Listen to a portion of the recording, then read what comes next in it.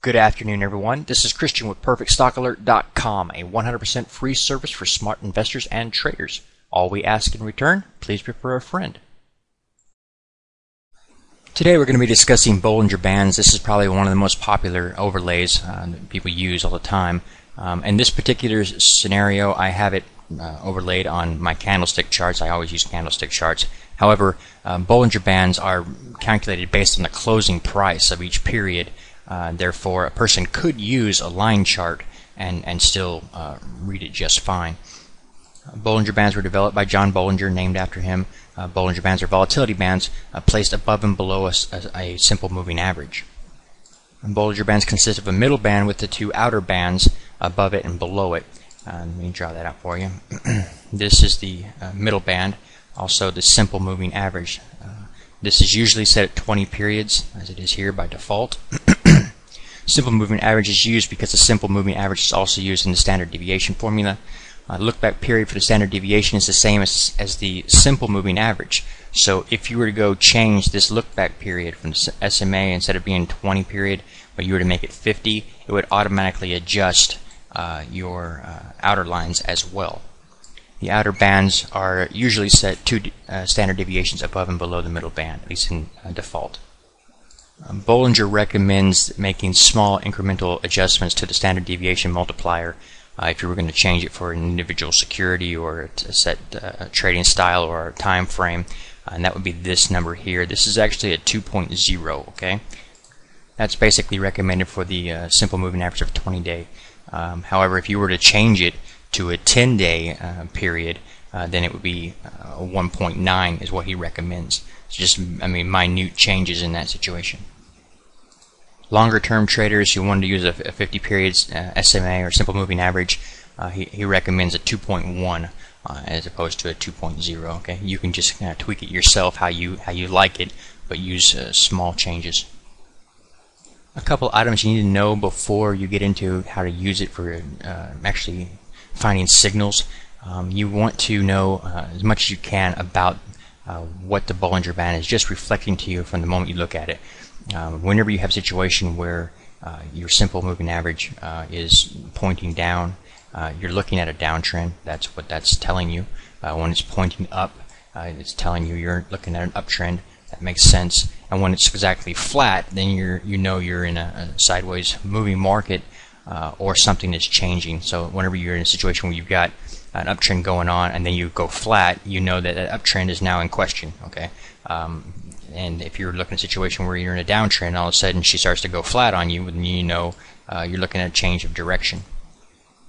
That direction could continue as the previous direction, but you know at that moment that something's up, something's about to change, and that's what analyzing volatility will do for you. Is typically you have two constants in the market. You have periods of expansion and periods of contracting. So you have a move that was going to the downside back here, tightened up, then advanced to the upside, tightened up, then advanced to the downside, then it tightens up, takes a bit here, and then it does something else. It should be noted before we get into the signals that most people recommend you use multiple indicators as opposed to just looking at the Bollinger Band and determining, you see a buy signal, you see a sell signal, something like that. And they recommend you use multiples, and I would agree with that. In this situation here, I'm going to be showing you what they call an M top. It looks a lot like a double top, but it allows you to spot it by having your Bollinger Bands in place. Here you've got a situation where you were advancing, okay, and then you close way up here above this upper Bollinger Band line, right? Then you pull back down and you advance again. However, you come nowhere near the upper Bollinger Band line, even though price activity is at nearly the same height as it was over here, giving you a double top scenario kind of thing going on there.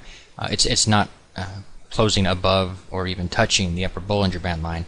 And in that situation, you can see that volatility is decreasing, so you would expect this to probably be failing, and you would wait for confirmation by this low to be taken out. So you simply draw a line right here. If that low gets taken out, then in fact you are peaking there, and down she comes, takes that out, and there's an opportunity to you've got a signal here telling you to sell. A couple of items to note about the M top.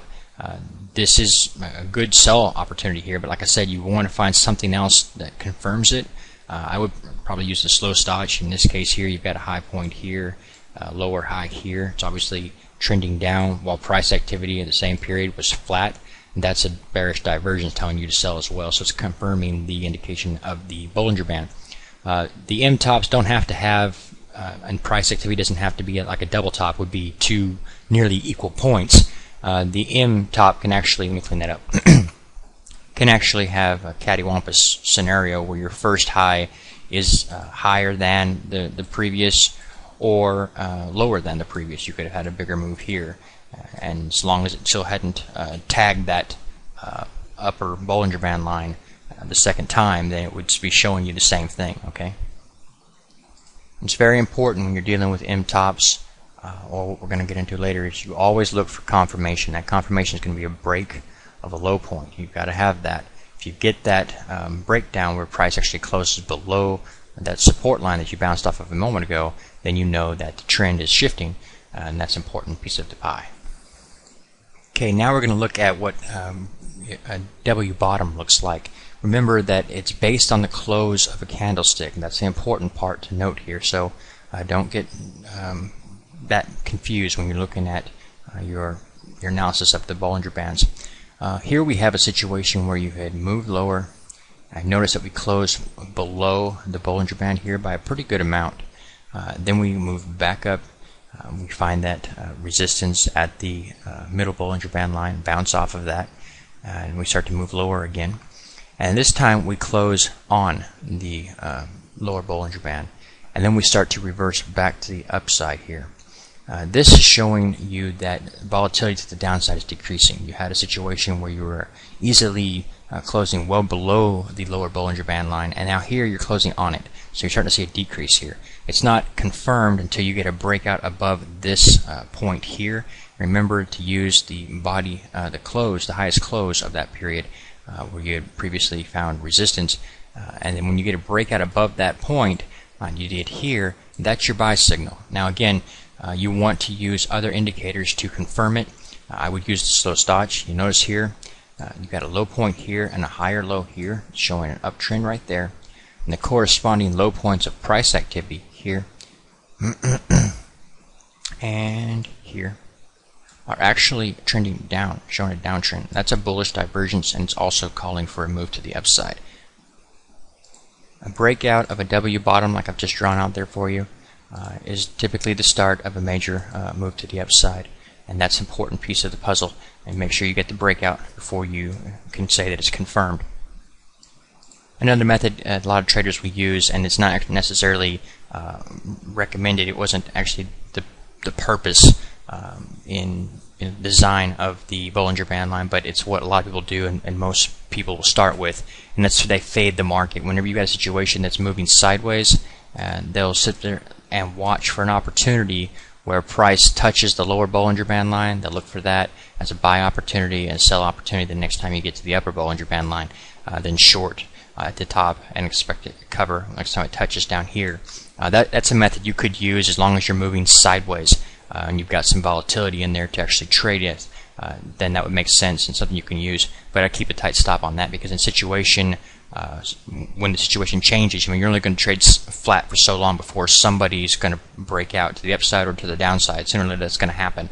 At the point that happens, you're going to start to see that price activity can come up there and stay elevated at that upper Bollinger Band line and start to walk the bands, just continue to advance that way. Whenever you get a really strong uptrend, you're going to see that price activity won't actually fall below the middle Bollinger Band line. So if you're seeing these tags thinking, hey, I'm going to sell here and it's going to come down here and touch this point, it depends on the trend that you're in.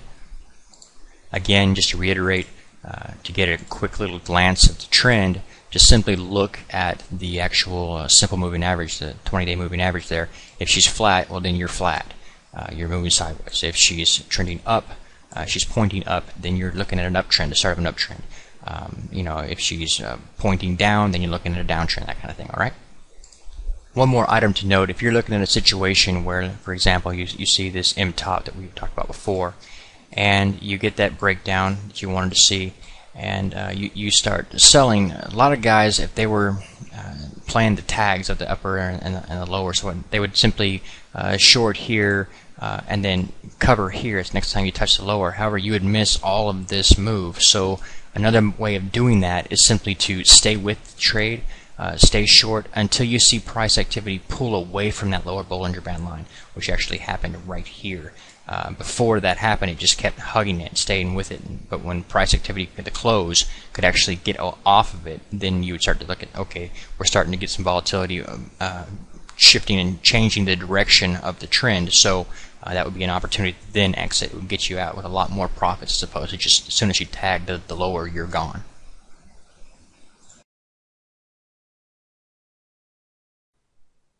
Please take a moment to review our disclaimer. The information provided herein is our opinion only. Under no circumstances do any statements here represent a recommendation to buy or sell securities or make any kind of an investment. You are responsible for your own due diligence. To summarize, we do not provide investment advice, nor do we make any claims or promises that any information here will lead to a profit, loss, or any other result. These videos are for educational purposes only.